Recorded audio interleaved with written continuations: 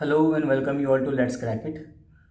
तो ये वीडियो है लीगल हिस्ट्री की। बहुत ही अवेटेड वीडियो है, मोस्ट अवेटेड वीडियो है। आप लोगों ने, काफ़ी लोगों ने कह दिया है। तो लीगल ग्लॉसरी कवर हो चुका है। लीगल ग्लॉसरी की 3 वीडियोस चैनल पर अपलोडेड हैं। ये है लीगल हिस्ट्री, इसमें हम लीगल हिस्ट्री पढ़ेंगे। अब लीगल हिस्ट्री की कुछ वीडियोज़ बनेंगी, कुछ पार्ट्स में आएगी ये। अभी इसमें चैप्टर फर्स्ट तैयार हुआ है, एंशियंट इंडियन लॉ। तो इसमें जो एंशियंट, प्राचीन जो भारतीय इतिहास का जो कानूनी इतिहास है वो हम इसमें पढ़ेंगे। उसके बाद 2-3 चैप्टर और हैं इसमें।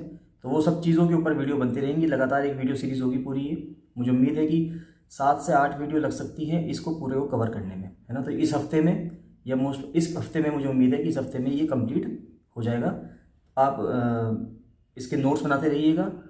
टेस्ट सीरीज चल रही है यूकेपीएससी आरओ एडवोकेट की, है ना। एडवोकेट जनरल का जो पेपर आने वाला है, जिसके लिए आप तैयारी कर रहे हैं, उसकी टेस्ट सीरीज चल रही है। टेस्ट सीरीज में ये पीडीएफ फ्री है, वहाँ पे ये पीडीएफ दे भी दी गई है। जिन स्टूडेंट्स ने टेस्ट सीरीज ज्वाइन कर रखी है उनको दे दी गई है पीडीएफ ऑलरेडी। और अगर आप ज्वाइन करना चाहते हैं तो आप ज्वाइन कर लीजिए। अगर ज्वाइन करना है तो आपको 7665804421 पर कॉल या मैसेज करके आप टेस्ट सीरीज ज्वाइन कर सकते हैं। टेस्ट सीरीज ज्वाइन करना, देखिए मैं आपसे सही बता रहा हूँ कि अगर आप सीरियस एस्पिरेंट हैं और 23 जनवरी को जो पेपर होने वाला है, अगर उसका आप अच्छे से तैयारी कर रहे हैं तो आप उसको ज्वाइन कर लीजिए। ये आपके बेनिफिट के लिए है, जिसमें लीगल ग्लॉसरी, लीगल हिस्ट्री और वर्ल्ड हिस्ट्री तीनों की पीडीएफ आपको फ्री में मिल जाएंगी, जिससे कि आपको वीडियोस देखने में टाइम स्पेंड नहीं करना होगा और आप पीडीएफ पढ़ के ही आप अपना टाइम सेव कर सकते हैं और पढ़ भी सकते हैं। चलिए स्टार्ट करते हैं लीगल हिस्ट्री। और अगर आपको टेस्ट सीरीज ज्वाइन करनी है तो आप टेस्ट सीरीज ज्वाइन कर सकते हैं। नोट्स बनाते रहिएगा अगर नोट्स बनाने हैं आपको। और अगर टेस्ट सीरीज ज्वाइन करनी है तो आप टेस्ट सीरीज ज्वाइन कर लीजिए, जिससे कि आपका बेनिफिट हो जाए। ठीक है, वीडियो स्टार्ट करते हैं। तो ये है वो लीगल हिस्ट्री का जो चैप्टर है पहला, एंशिएंट इंडियन लॉ। तो चलिए इसको पढ़ना स्टार्ट करते हैं। तो ये है प्राचीन भारतीय कानून। तो इसमें क्या कहता है, देखिए इंग्लिश और हिंदी दोनों में लिखा हुआ है। स्टूडेंट जिस भी लैंग्वेज में कंफर्टेबल हो उस लैंग्वेज में इसको कंसिडर करें। इंग्लिश वाले इंग्लिश में पढ़ते रहें, हिंदी वाले हिंदी में पढ़ते रहें, दोनों में लिखा हुआ है। तो देखिए वो कह रहा है कि law in India has primarily evolve, यानी जो भारत में कानून है वो आया किस तरह से, इवॉल्व किस तरह से हुआ। देखिए ऐसा नहीं है कि कानून जो है, कानून व्यवस्था एक ही दिन में बन गई, ऐसा नहीं है। इसको बनने में कुछ समय लगा। तो जो कानून है भारत में has primarily evolve from customs and religious prescription, यानी जो कस्टम्स थे, यानी जो प्रथाएं चलती आ रही थी, और रिलीजियस प्रेस्क्रिप्शन, यानी कि हर धर्म में जो भी प्रेस्क्रिप्शन थे। अगर मैं एंशिएंट टाइम में बात करूँ, एंशिएंट टाइम में एक ही धर्म हुआ करता था भारत में। To the current constitutional and legal system we have today, यानी कि जो आज का संवैधानिक जो कानून बना है, लीगल सिस्टम या कॉन्स्टिट्यूशन सिस्टम जो आज का बना है, ऐसा नहीं है कि वो डायरेक्टली आज बन गया है ना। उसको बनने में काफ़ी प्रोसेस रहा, काफ़ी समय व्यतीत हुआ, यानी काफ़ी समय स्पेंड हुआ आज तक की स्टेज में पहुंचने में, जहाँ पे कॉन्स्टिट्यूशनल स्टेटस है भारत का। There by traversing through secular legal systems and the common law. तो एक कॉमन लॉ है, एक कानून है पूरा, और एक सेक्युलर लीगल सिस्टम है। सेक्युलर का मतलब होता है जहाँ पे हिंदी में कहते हैं उसको धर्मनिरपेक्षता, यानी कि हम या भारत एज अ देश, यानी इंडिया एज अ कंट्री किसी पर्टिकुलर रिलीजन को फेवर नहीं करता, सभी रिलीजन को समान देखता है। नेक्स्ट आता है कि India has a recorded legal history. Bharat की जो लीगल हिस्ट्री है वो कैसी है, रिकॉर्डेड है, स्टार्टिंग फ्रॉम द वैदिक एजेस, वैदिक एजेस से स्टार्ट होती है।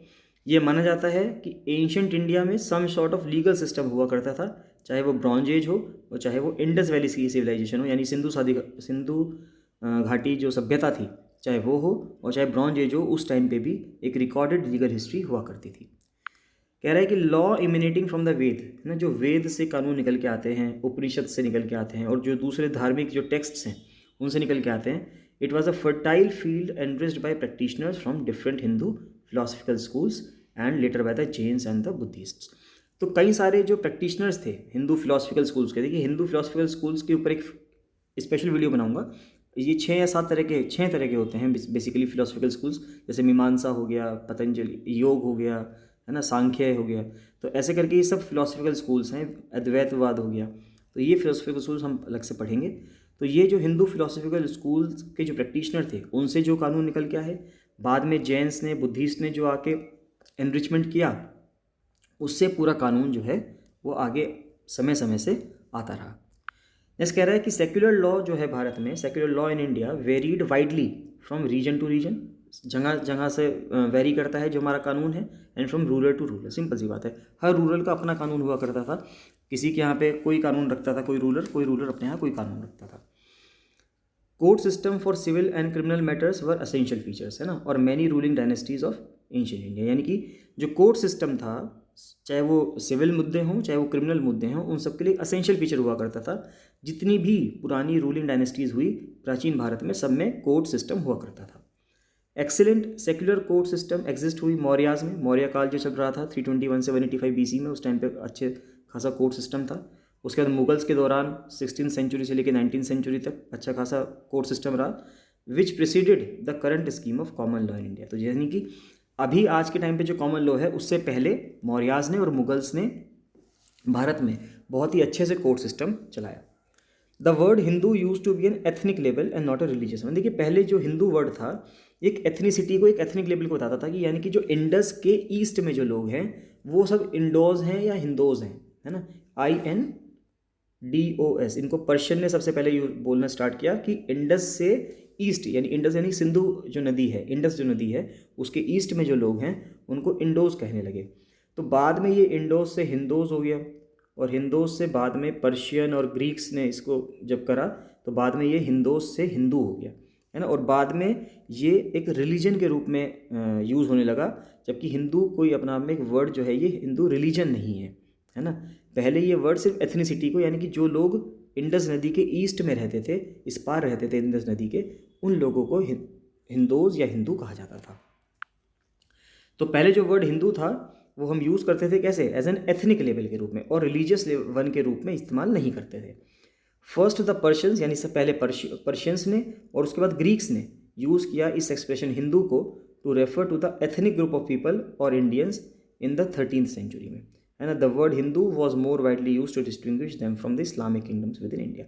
और 13वीं शताब्दी में 13th सेंचुरी में जो हिंदू वर्ड है वो किस तरह से यूज़ हुआ, ये यूज़ हुआ जो इस्लामिक किंगडम था उससे हिंदू किंगडम को अलग कर दिया गया।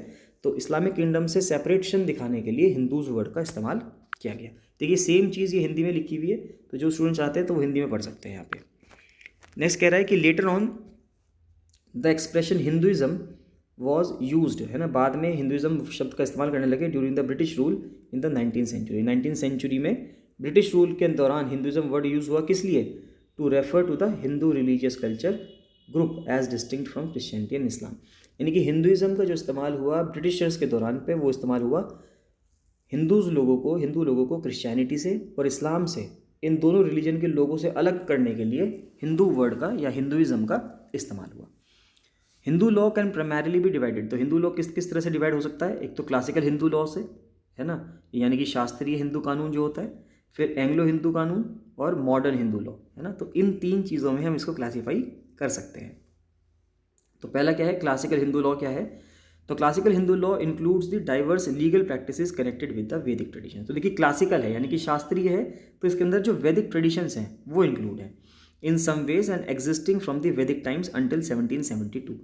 तो वैदिक टाइम से यानी कि ऋग्वैदिक एरिया से, ऋग्वैदिक एरा अगर हम देखें 1500 BC के हिसाब से, तब से लेके 1772 तक क्लासिकल हिंदू लॉ चला, when the British adopted rules for administration of justice in Bengal। 1772 में जब रेगुलेटिंग एक्ट आता है, रेगुलेटिंग एक्ट ऑफ 1773 आपने पढ़ा भी होगा, तो जब 1772 में जब Britishers east India company Plassey और बक्सर का जब बैटल हो जाता है, और उसके बाद फिर अपना जब वो east India company rule establish करना शुरुआत करती है बंगाल में, तब वो एक कानून लेके आती है रेगुलेटिंग एक्ट। तो तब तक, और कब से लेके, वैदिक ट्रेडिशन से लेके क्लासिक हिंदू लॉ जो है वो पूरे भारत में चल रहा होता है।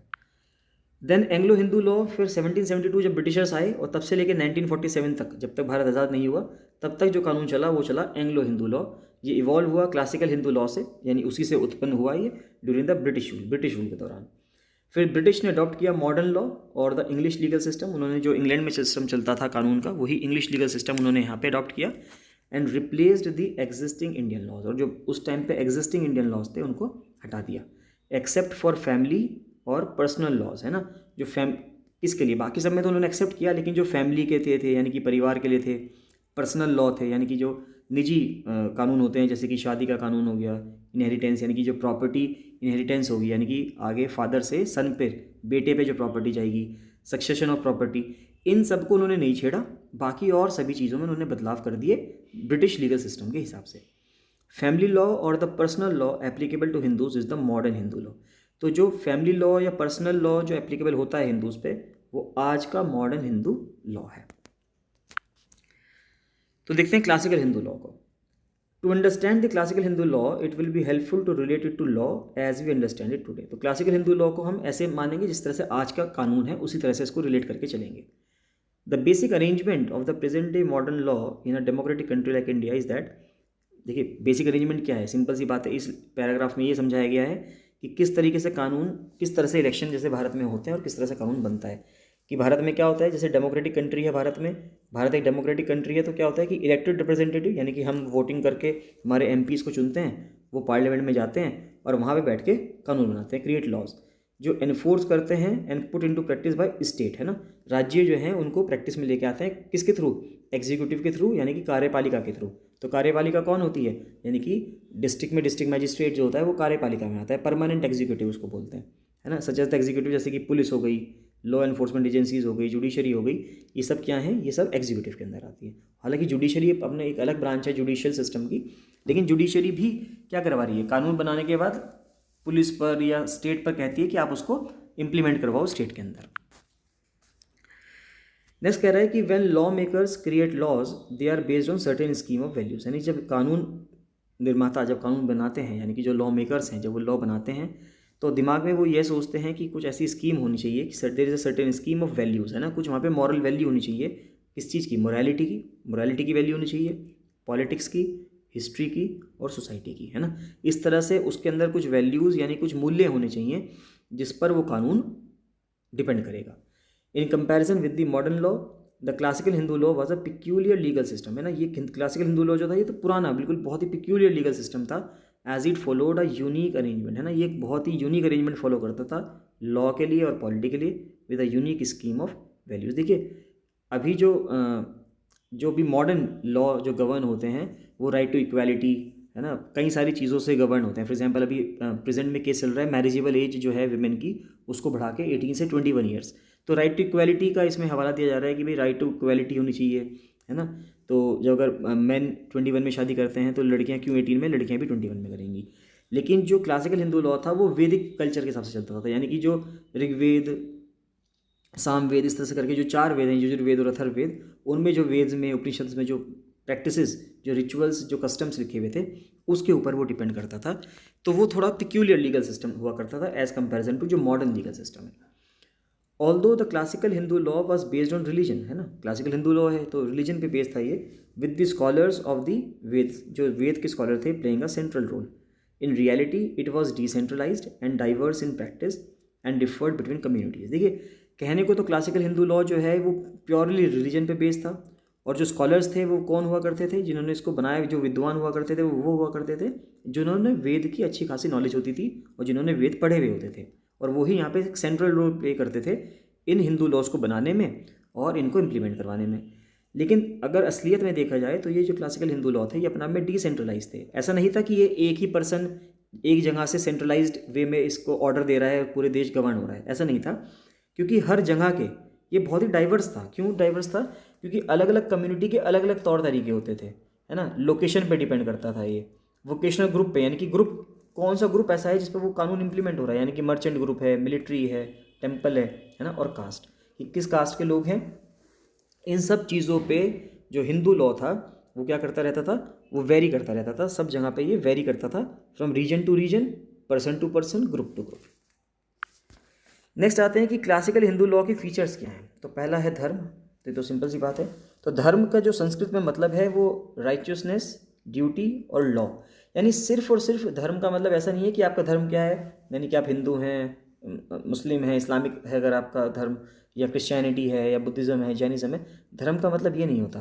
देखिए संस्कृत में धर्म का मतलब होता है धार्मिकता, कर्तव्य और कानून, है ना।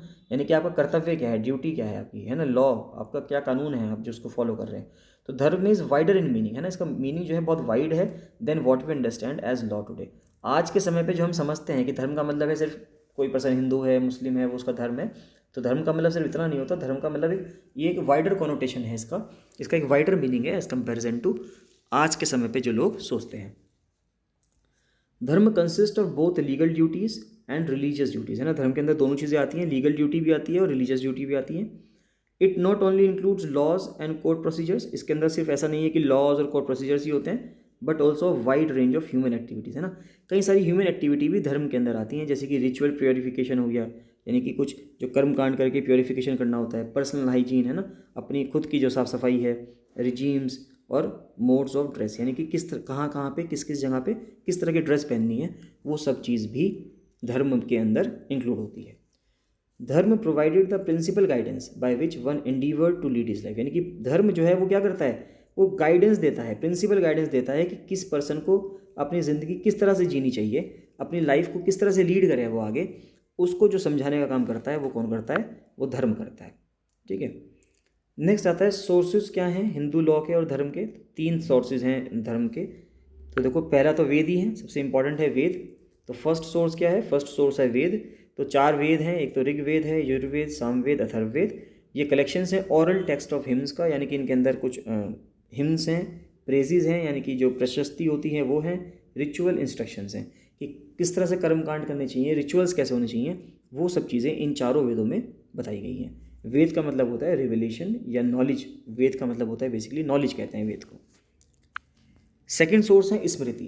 देखिए, स्मृति का मतलब है कि ऐसा हम कहते हैं कि आपको कितनी स्मृति है, यानी आपको कितना याद है।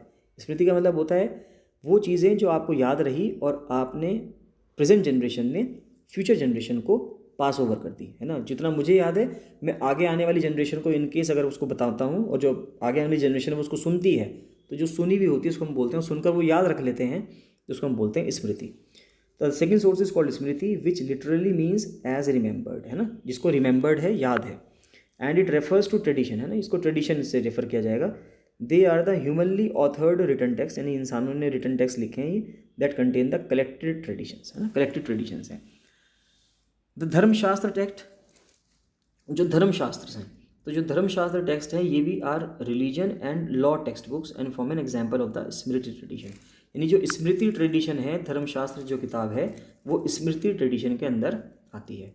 Since only a few scholars had access to direct knowledge, देखिए पुराने टाइम पे क्या होता था कि बहुत ही कम लोगों को वेद की या पढ़ाई करने की परमिशन हुआ करती थी, यानी कि जो अपर कास्ट और लोअर कास्ट में जैसे सोसाइटी को उस टाइम पे डिवाइड कर दिया था, तो जो अपर कास्ट के लोग हुआ करते थे वही क्या कर सकते थे, वही पढ़ाई कर सकते थे। तो इसलिए बहुत ही कम स्कॉलर्स हुआ करते थे जिनके पास एक्सेस हुआ करता था डायरेक्ट नॉलेज का, किसकी, लर्निंग की, वेद से। तो smritis are the written text to teach others. तो स्मृति क्या है, ये रिटन टेक्स्ट है कि मान लेते हैं मैंने कुछ पढ़ा है तो मैं उसमें स्मृति, मैं कुछ लिखूंगा, किसी को बताऊंगा, कोई दूसरा पर्सन उसको लिख लेगा और वो आगे उसको प्रोपोगेट करेगा, आगे लोगों को फैलाएगा। तो स्मृति एक जरिया हुआ करती थी जिससे कि दूसरे लोगों को पढ़ाया जा सके, तो इसलिए ये उनके स्मृति क्या है, रिटन टेक्स्ट है। These text are considered to be authoritative, है ना, ये अथॉरिटेटिव थे because they are believed to include duties and practices, यानी कि अथॉरिटेटिव का मतलब हो गया कि इनमें अपनी कोई अधिकारिता थी। ये माना जाता था कि इन टेक्स्ट के अंदर कुछ ड्यूटीज़ हैं, कुछ प्रैक्टिसेस हैं जो लोगों को फॉलो करनी पड़ेंगी, और ये कहाँ से ली गई हैं, have been sourced from the वेद।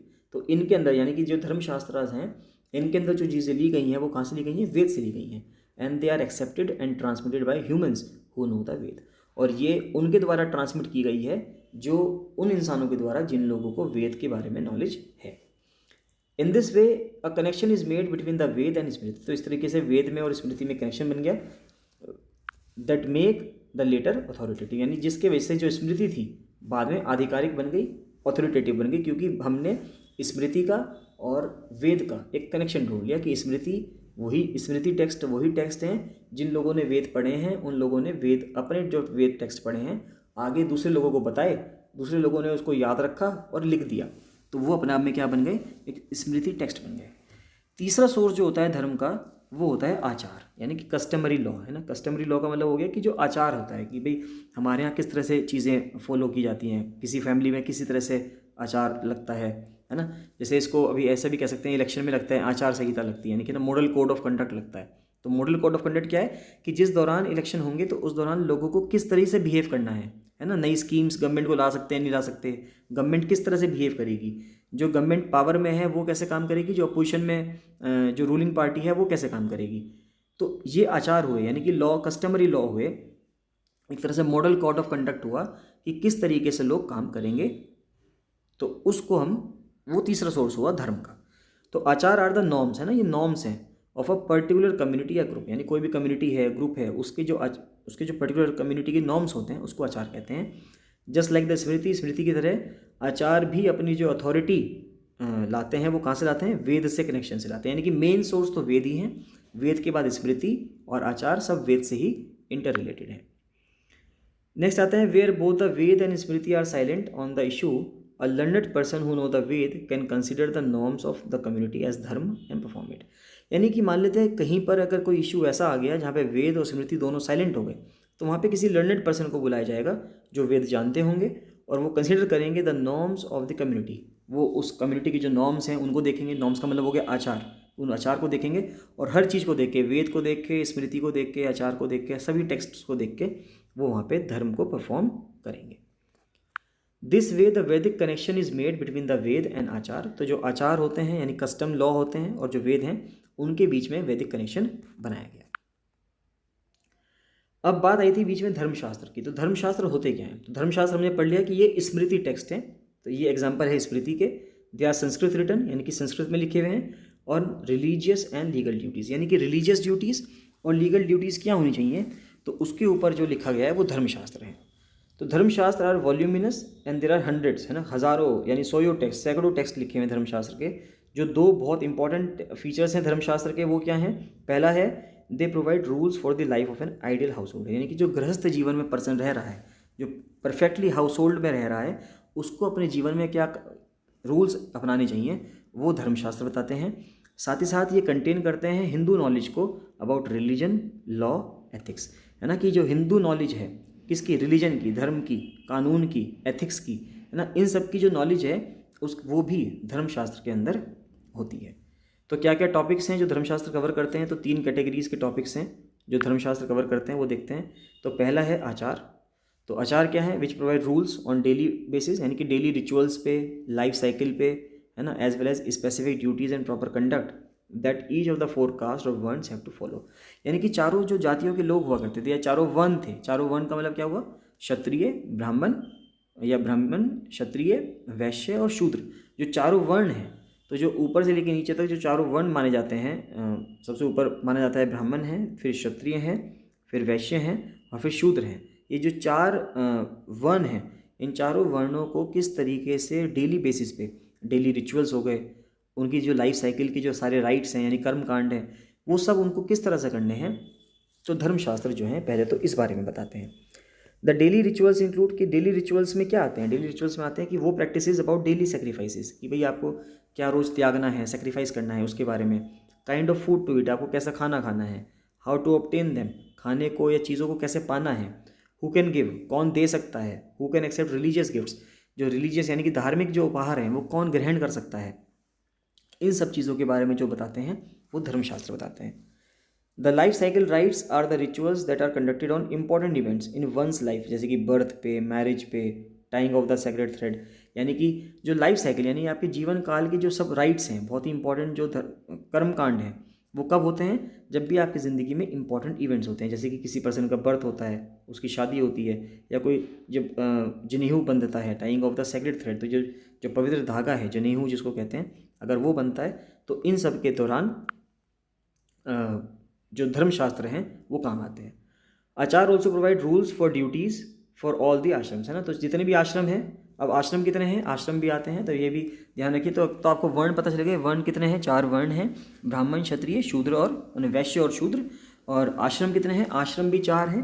एक पर्टिकुलर पर्सन की ज़िंदगी में 4 तरह के आश्रम होते हैं। स्टार्ट करते हैं जब वो पैदा होता है, सबसे पहले ब्रह्मचार्य आश्रम आता है, जिस टाइम पे बच्चा स्टूडेंट होता है, यानी इसको माना गया है 0 से 25 साल तक का जो समय पीरियड है वो ब्रह्मचार्य में है। फिर गृहस्थ, जिस टाइम पे एक पर्सन हाउस होल्ड की ज़िंदगी जीता है, 25 साल से 50 साल तक की उम्र में माना गया गृहस्थ होगा।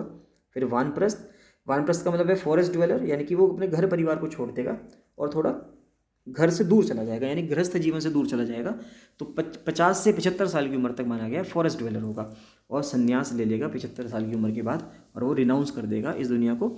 और जो ये लाइफ साइकिल है वो पिनेंस करेगा, यानी कि पूजा पाठ करेगा इस तरह से कि जो ये लाइफ साइकिल है उस लाइफ साइकिल से वो मोक्ष प्राप्त कर ले और निर्वाणा की उसको प्राप्ति हो।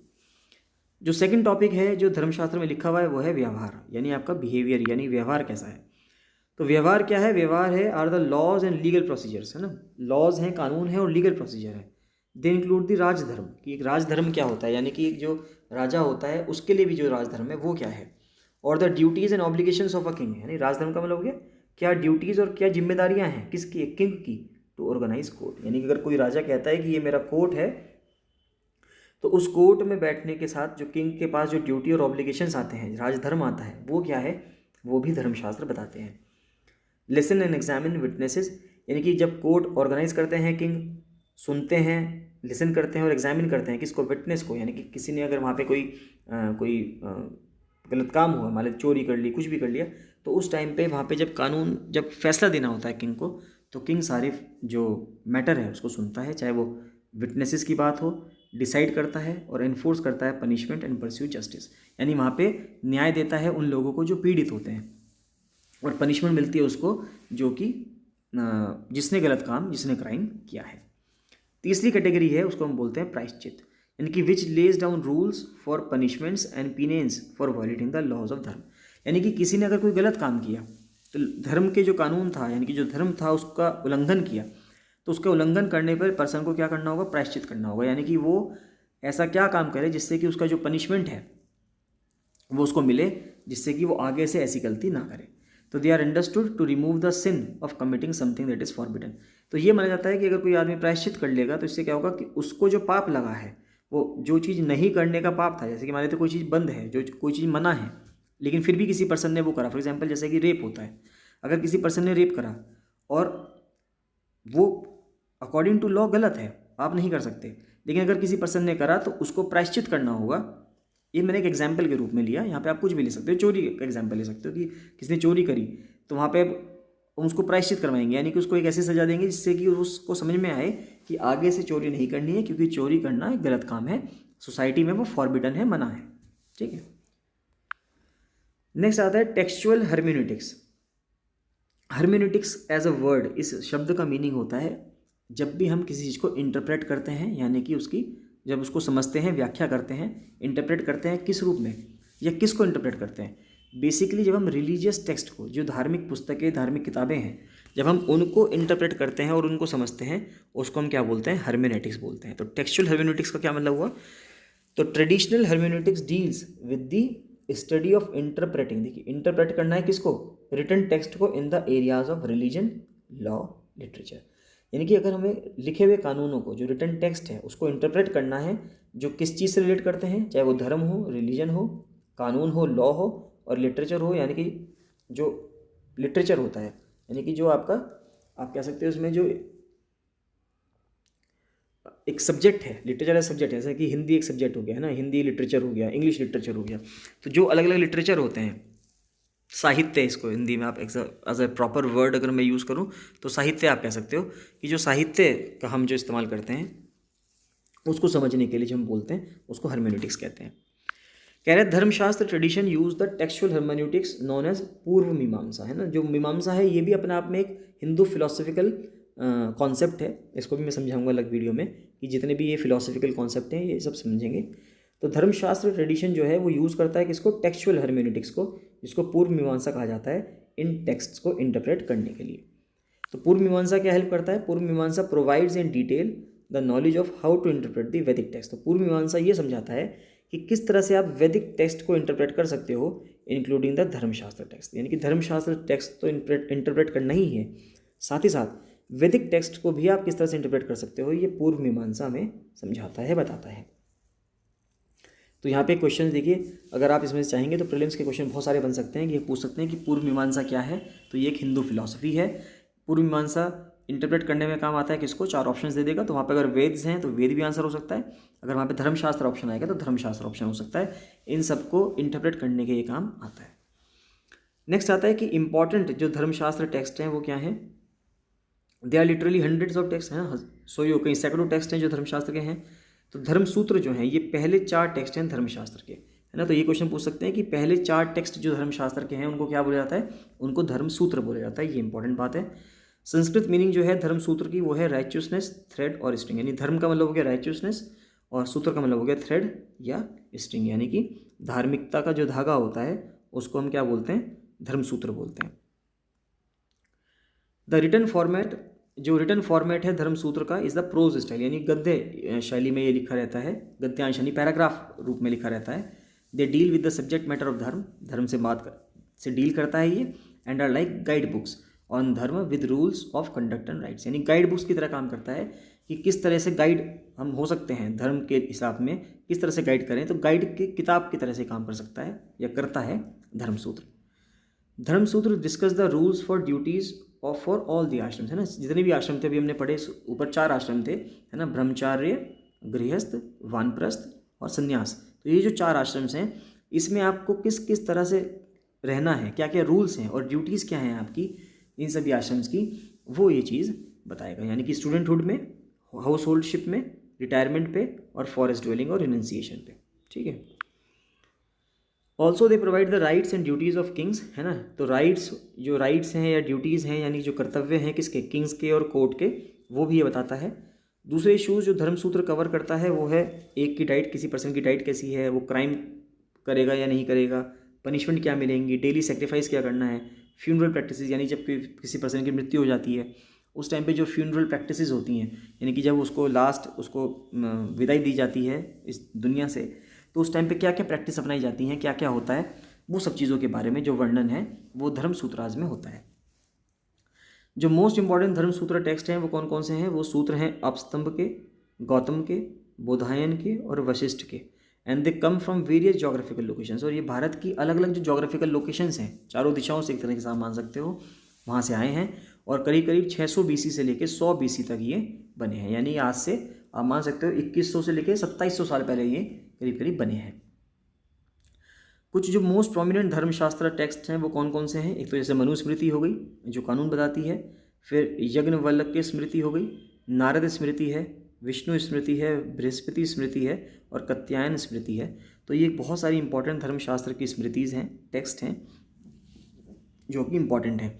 इनके ईयर्स ये ध्यान रखना आप, क्योंकि इनके ईयर्स आपको ये क्रोनोलॉजी में लगाने के लिए आ सकता है कि मनुस्मृति, यज्ञवल्क्य स्मृति देखिए 200 BC से 500 C, ये 200 से 500, 100 BC से 400 C, तो ये आपको आ सकता है। इनके राइटर्स एक बार देख लेना कि इनके राइटर्स कौन हैं, और साथ ही साथ इनको क्रोनोलॉजी में लगाने के लिए भी आ सकता है कि एक के बाद एक है ना, काल क्रम अनुसार, हिंदी में कहें तो काल क्रम अनुसार लगाने के लिए भी ये आ सकते हैं। तो these text for often use for legal judgments and opinion, तो जो लीगल जजमेंट्स हैं, यानी कानूनी कार्रवाई करने के लिए भी, कानूनी जो जजमेंट देने हैं उनके लिए भी इन स्मृतिज़ का यानी कि इन टेक्स्ट का इस्तेमाल किया जाता है। तो क्लासिकल हिंदू लॉ के बाद आता है एंग्लो हिंदू लॉ। तो क्लासिकल हिंदू लॉ चला 1772 तक, अब फ्रॉम द वैदिक पीरियड, और एंग्लो हिंदू लॉ चला 1772 से लेकर 1947 तक, जब तक भारत आज़ाद नहीं हुआ। तो इसको 2 फेजेस में आप बांट सकते हो। तो पहला फेज़ जो है वो फेज़ है 1772 से 1864 तक, जब तक ईस्ट इंडिया कंपनी का रूल था। 1860s के बाद 1858 में या 1857 में जब फर्स्ट वॉर ऑफ इंडिपेंडेंस कहा जाता है जिसको, जब वो वाला युद्ध हुआ, तो उसके बाद फिर ईस्ट इंडिया कंपनी को हटा दिया गया और ब्रिटिश क्राउन ने डायरेक्ट कंट्रोल कर लिया, डायरेक्ट टेक ओवर कर लिया भारत का। तो 1860s के बाद 1947 तक जो चलता है वो सेकंड फेज़ माना जाता है। तो फेज़ स्टार्ट होता है 1772 में, जब ब्रिटिश ने अडॉप्ट किया rules for administration of justice in Bengal, यानी बंगाल में जो जस्टिस होगा वो किस तरह से होगा, वो 1772 में ईस्ट इंडिया कंपनी ने उसकी कमान संभाली। द सेकंड फेज़ आता है 1864 से 1947 तक, और 1864 के बाद इंडिया जो था वो क्या हो गया था, 1864 के बाद इंडिया फॉर्मली पार्ट हो गया था ब्रिटिश एम्पायर का। इससे पहले वो पार्ट था ईस्ट इंडिया कंपनी का, लेकिन उसके बाद वो पार्ट हो गया था ब्रिटिश एम्पायर का, और 1947 में इंडिया जो है इंडिपेंडेंट हो गया था किससे, ब्रिटिशर से, ये तो सबको पता है। तो इंपॉर्टेंट फीचर्स क्या हैं एंग्लो हिंदू लॉ के, तो पहला फेज़ देखते हैं। तो जो पहला फेज़ आता है वो पहला फेज़ आता है 1772 से 1864 तक। तो 1772 से 1864, चलिए बहुत बड़ा हो जाएगा ये भी, ये 32 मिनट्स की ऑलरेडी वीडियो हो चुकी है। तो फर्स्ट फेज़ हम नेक्स्ट वीडियो में कंटिन्यू कर लेंगे, और यहाँ से हम नेक्स्ट वीडियो में सीखेंगे, और इसके बाद इतने सेकंड और थर्ड जो चैप्टर्स हैं वो भी रेडी हो जाएंगे, और उनको भी मैं कवर कर दूंगा। यानी आप इस वीडियो को देखिए, इससे नोट्स बना लीजिए। देखिए इन केस अगर आप चाहते हैं कि आप टेस्ट सीरीज ज्वाइन कर लें, तो मेरा आपसे सजेशन यही है कि आप टेस्ट सीरीज ज्वाइन कर सकते हैं। एक ब्यूटीफुल टेस्ट सीरीज़ होगी कंप्राइजिंग 8 टेस्ट, 8 टेस्ट होंगे उसमें, हिंदी इंग्लिश दोनों बाइलिंगुअल होगी वो। अगर आप उसको ज्वाइन करना चाहते हैं तो 7665804421 पर आप मुझको कॉल या मैसेज कर सकते हैं, और जितनी जल्दी आप टेस्ट सीरीज ज्वाइन करेंगे उतनी जल्दी आपको टेस्ट मिलने शुरू हो जाएंगे। और टेस्ट सीरीज ज्वाइन करने के साथ साथ आपको लीगल ग्लॉसरी, लीगल हिस्ट्री और वर्ल्ड हिस्ट्री की PDF भी आपको फ्री में मिल जाएंगी। यानी जैसे आप टेस्ट सीरीज ज्वाइन करेंगे तो ये PDFs आपको मिल जाएंगी, जिससे कि आप उनको पढ़ सकते हैं। चलिए बाकी आप इसके नोट्स बनाते रहिएगा, और अगर आपको कोई भी डाउट आता है तो आप कमेंट सेक्शन में मुझे कमेंट करके बता सकते हैं। बाकी हम नेक्स्ट वीडियो में कंटिन्यू करेंगे। चलिए, thank you and bye bye.